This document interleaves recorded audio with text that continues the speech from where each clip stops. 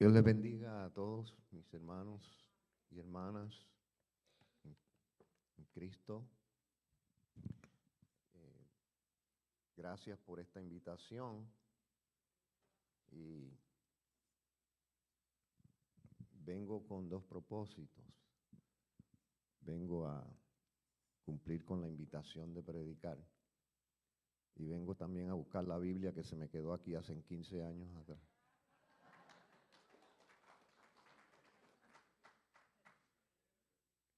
Pero no se asusten, yo compré otra.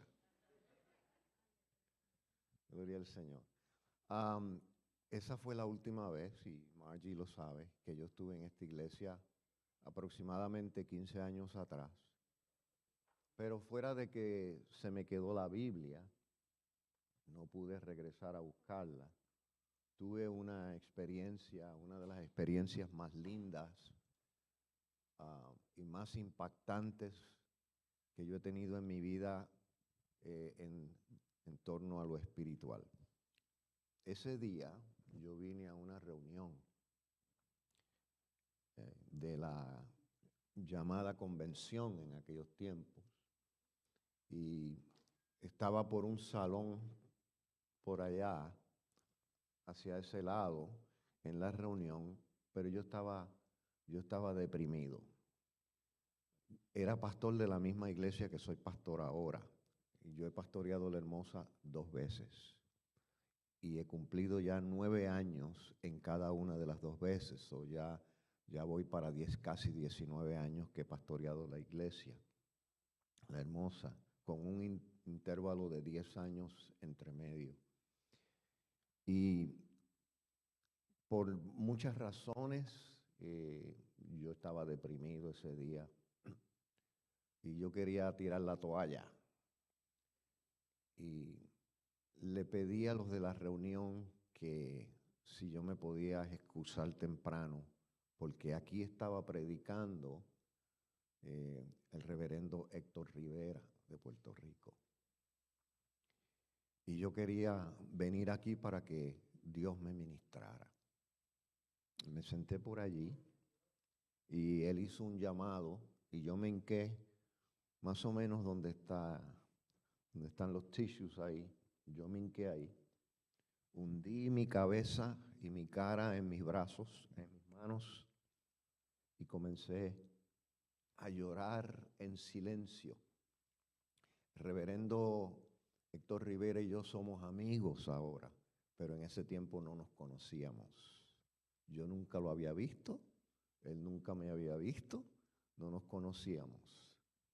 Y yo estaba completamente como estaba el Señor en el Getsemaní, derramando mi alma. Y Él fue hasta allí, puso su mano sobre mí. Y lo único que Él dijo en su oración fue: Señor, hazle entender a tu hijo que largo camino le resta.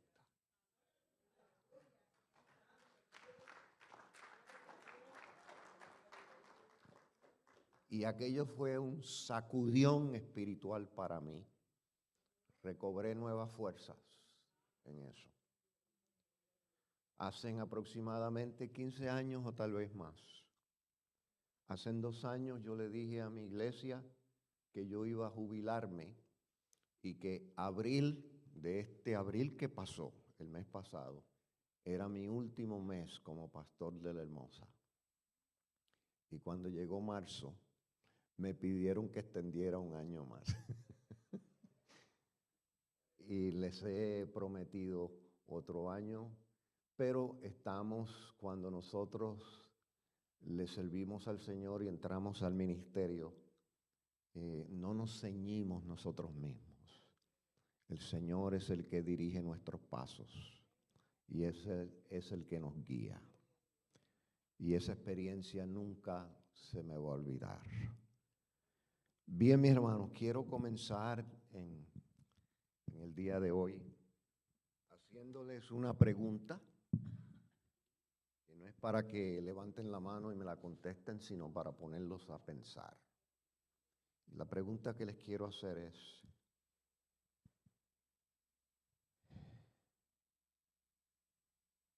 ¿qué en la vida le proporciona a usted gozo? Piense. ¿Qué en la vida le proporciona a usted gozo? Piense por unos momentos, tal vez ponerse un vestido nuevo, tal vez comerse una buena cena, tal vez tomarse unas vacaciones, tal vez recibir una llamada de un ser querido. Yo, como soy de la vieja guardia, a mí me proporciona gozo de vez en cuando ver una película de Cantinflas.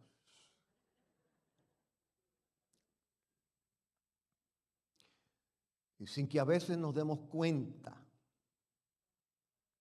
que muchas cosas sencillas y sin costo alguno hay en la vida que nos pueden proporcionar gozo. Y aún así vivimos en un mundo sediento de gozo. Pero no vayamos muy lejos. Gozo es una de las cosas de las que más se habla, se canta y se espera en la iglesia. Sin embargo, es una de las cualidades más descuidadas y menos enfatizadas como característica de la verdadera fe. El gozo en el ser humano es necesario para la fe, para la salud, para las relaciones.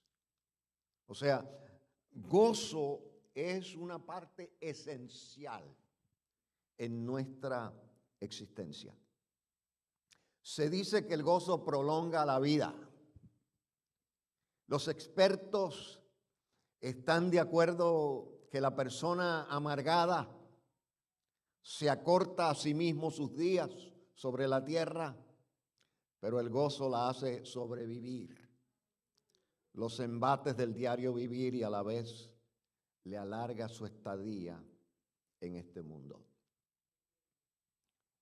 El verdadero gozo no está en las cosas, sino en nosotros. Hay gente pobre, feliz, contenta, y hay ricos miserables. El verdadero gozo no está en la fama tampoco. Y yo les quiero mencionar algunos nombres, a ver si ustedes pueden adivinar qué tienen estas personas en común. Marilyn Monroe, Elvis Presley, Michael Jackson, Whitney Houston, Robin Williams, John Belushi. Y les podría mencionar más. Todos estos tuvieron en común que fueron personas que llegaron en sus vidas a la cumbre de la fama. A ser personas de las personas más admiradas y queridas del público en general en su época, y llegaron a acumular enormes fortunas. Pero también tuvieron vidas miserables y muertes trágicas. Algunos de ellos, aún después de muertos, décadas después de muertos, hacen más dinero, ganan más dinero que cuando estuvieron vivos y más dinero que todo lo que nos ganamos nosotros juntos. Pero también existen aquellos que menosprecian las cosas que en la vida tienen verdadero valor. Nos venimos a dar cuenta de que aunque fuimos pobres, tuvimos lo necesario para ser felices y vivir llenos de gozo. Es como se quejó uno que llegó a ser sabio cuando ya era tarde y exclamó: «¡Qué vida tan buena he tenido! Me lamento no haberlo notado antes». A veces el gozo en la vida está a la mano, pero no por ser conformes o por no ser conformes. No lo disfrutamos porque siempre fijamos nuestra felicidad en lo que no está al alcance de nosotros. Si hay algo que debemos meternos en la cabeza, todos nosotros, es que no nacimos para tenerlo todo, pero sí nacimos para disfrutar lo que sí tenemos. Muchas veces, luego de haber recibido lo que queríamos, como que se nos va esa fiebre y nos lamentamos de haberlo recibido. Como dijera alguien en cierta ocasión, hubo un tiempo que yo quería ser más viejo. A mí me pasó. Hubo un tiempo que yo quería ser más viejo y ahora que lo soy, creo que debí pensarlo 2 veces. ¿A cuántos nos pasó? Y es por eso que se dice, cuidado con lo que pides, porque puede ser que lo recibas. La vida está llena de pesares. Cristo lo advirtió. En el mundo tendréis aflicción. El gozo para los pesares es como la aspirina para la migraña. Un corazón sin gozo es un semillero de achaques, pero donde hay gozo abunda la salud. La falta de gozo en el corazón crea consecuencias graves en nuestros cuerpos, en nuestra mente, en nuestro espíritu.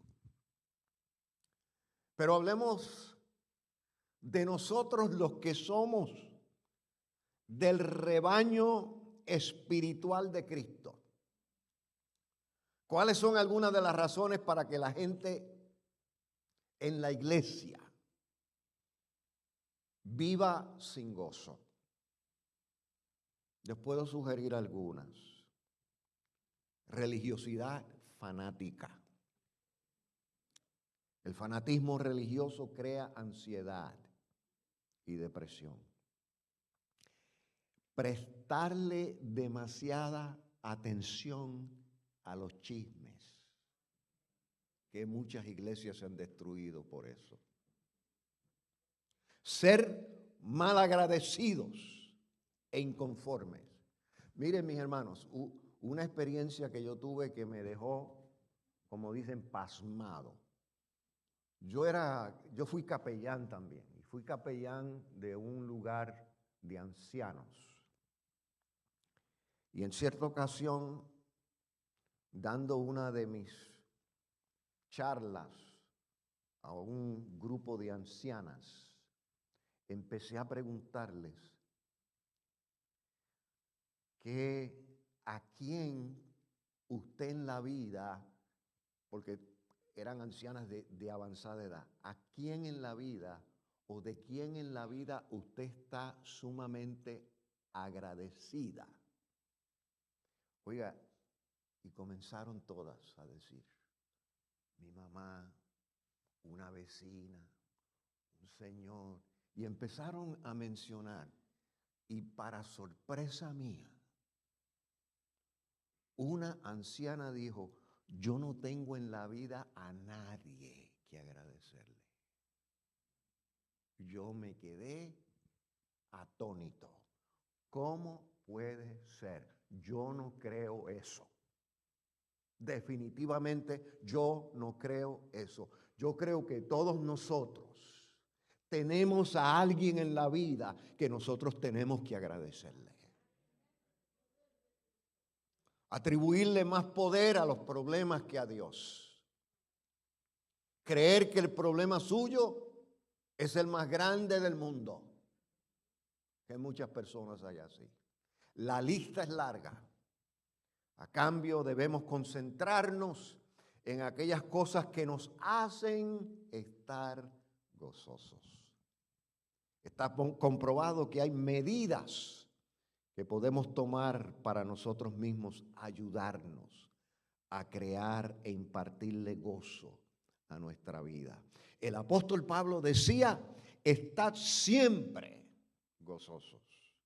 De manera que el apóstol entendía que estar gozoso es una decisión que podemos hacer. Podemos agenciarnos gozo a nosotros mismos. ¿Y qué cosas podemos hacer para estar gozosos? Y también les quiero presentar algunas sugerencias. Ser agradecidos y conformes. En cierta ocasión un anciano venía de su trabajo y antes de entrar a su casa le dieron un asalto y le llevaron $20. Cuando llegó a su casa, se hincó de rodillas y dijo, Señor, yo te doy gracias, porque aunque me asaltaron, todavía estoy vivo. Y te doy gracias, porque lo único que se llevaron fueron 20 pesos. Pero sobre todo, te doy gracias, porque yo no soy pillo. Ayudar a alguien. Oiga, cuando usted ayuda, eso trae gozo. Eso trae satisfacción.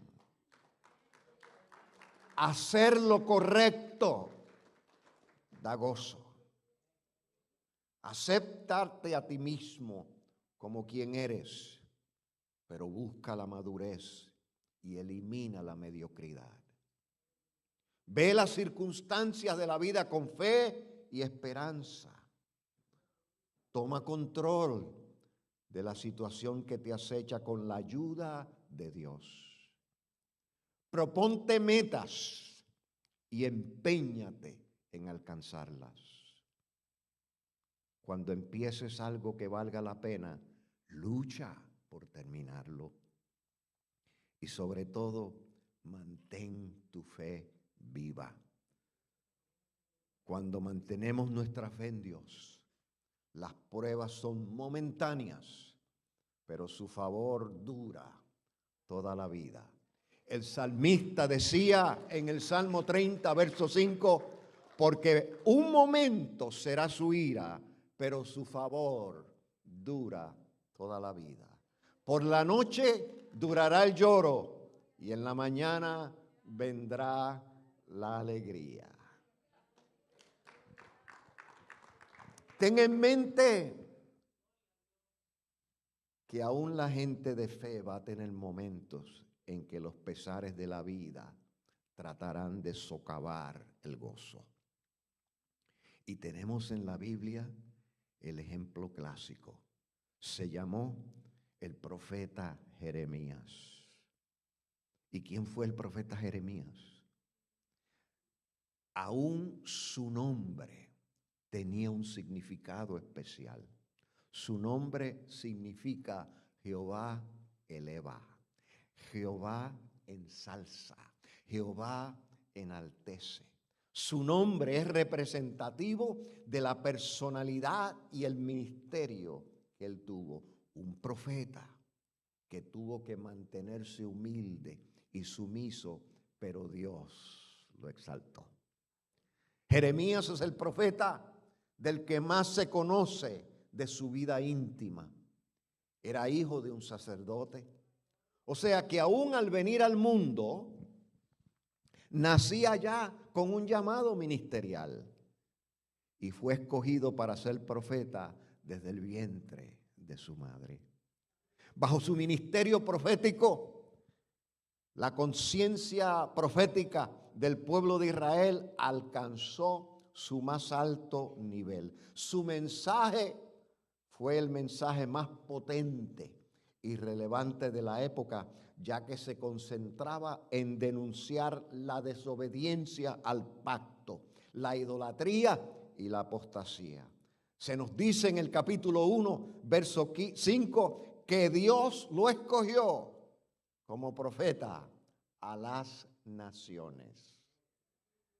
En otras palabras, que su ministerio era un ministerio universal.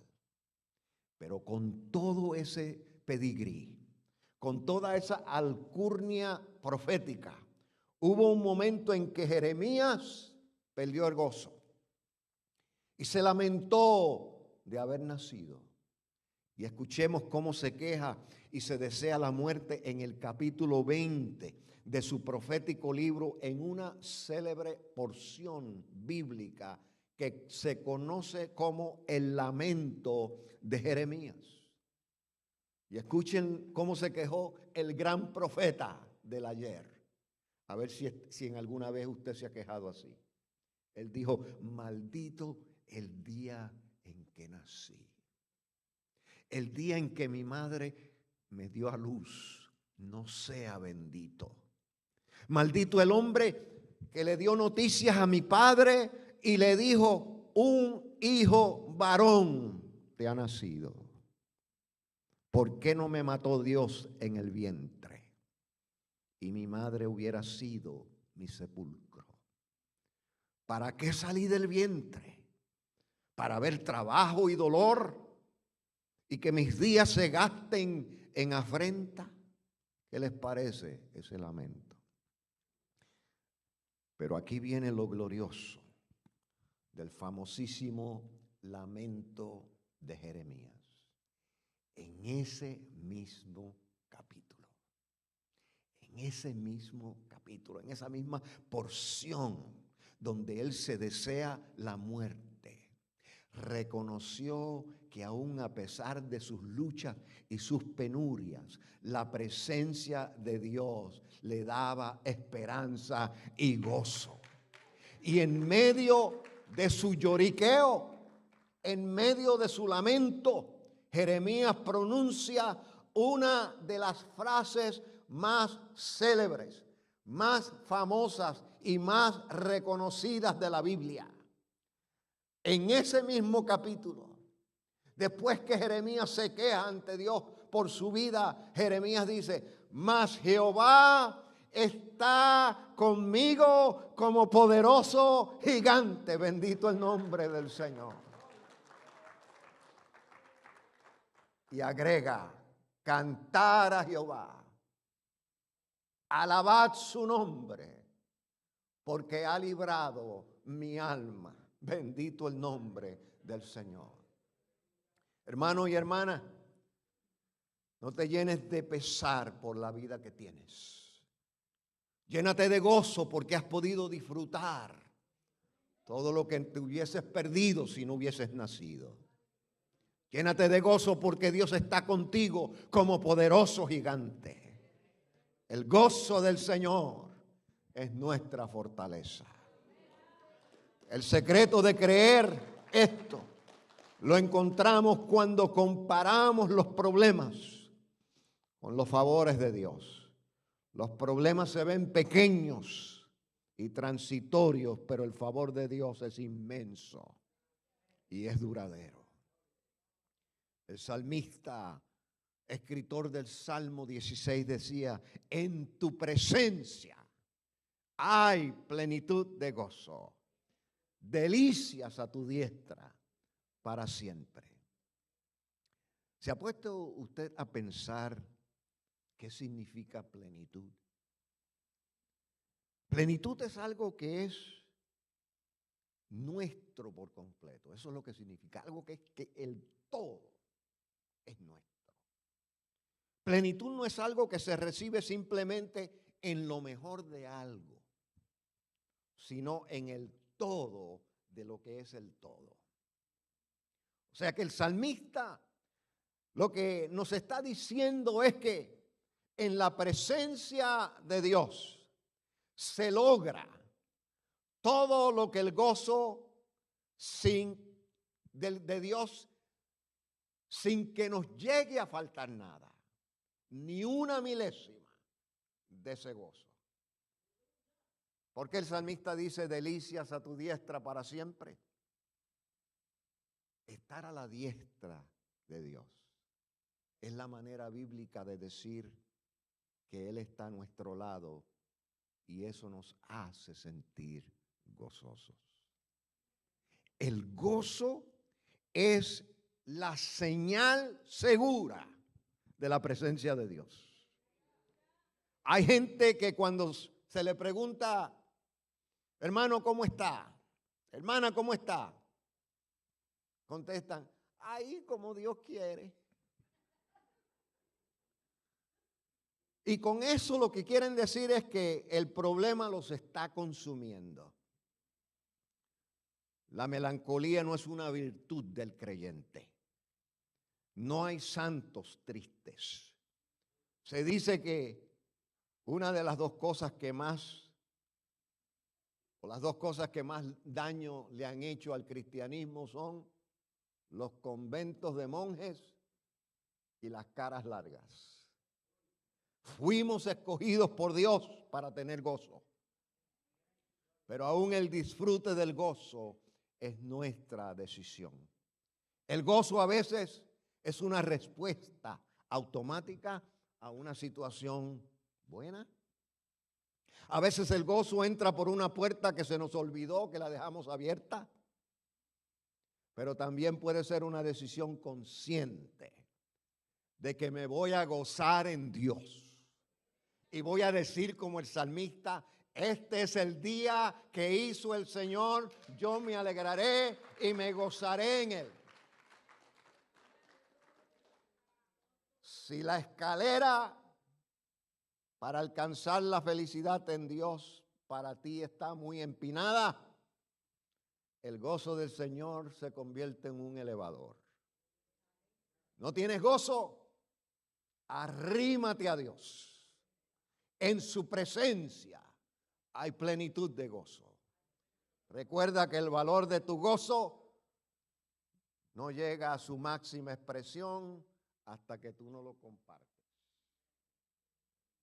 Una de las virtudes del gozo es que se puede dividir entre muchos. Sirve para repartir. Si lo único que compartes es tu antipatía, la gente te va a evadir. Pero si compartes tu gozo, la gente te va a querer. El gozo es un imán que atrae a las personas porque es algo que se escasea. Lo que es el sol para las flores es tu sonrisa para la humanidad. Hermana que me escuchas, ¿quieres verte bonita? Te recomiendo algo comprobado que es mejor que el Maybelline. El mejor maquillaje para la cara es un rostro alegre.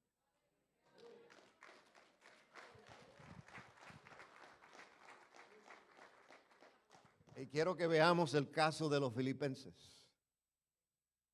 El apóstol Pablo le escribe a la iglesia en Filipo y le dice, asidos de la palabra de vida, para que en el día de Cristo yo pueda gloriarme de que no he corrido en vano, ni en vano he trabajado. Y aunque sea derramado en libación sobre el sacrificio y el servicio de vuestra fe, y Pablo está preso. Cuando él escribe esto, está preso. Está preso en Roma donde lo van a matar, donde murió. Y él dice, y aunque sea derramado en libación sobre el sacrificio y servicio de vuestra fe, me gozo y me regocijo con todos vosotros. Y asimismo gozaos y regocijaos también vosotros conmigo. Y esto es un mandato amoroso de parte de un pastor que se preocupaba por la felicidad de sus feligreses. Pablo está preso, pero aún sigue enfatizando en un mensaje de gozo. El consejo de Pablo a los filipenses es semejante a una leyenda de un soldado griego que fue el que regresó a traer la noticia de que los líderes de Grecia habían derrotado a sus enemigos. Y él llegó a dar la noticia. Y lo único que dijo fue: gócense con nuestro gozo. Y cayó muerto. Porque decidió: voy a vivir, aunque estoy herido de muerte, voy a vivir para llegar a mis comandantes y dar una noticia de gozo. Así se sentía Pablo con respecto a la iglesia de Filipos. Él estaba sufriendo en la cárcel, pero saber que los filipenses habían recibido el mensaje de salvación a cabalidad le impartía a Pablo gozo eterno.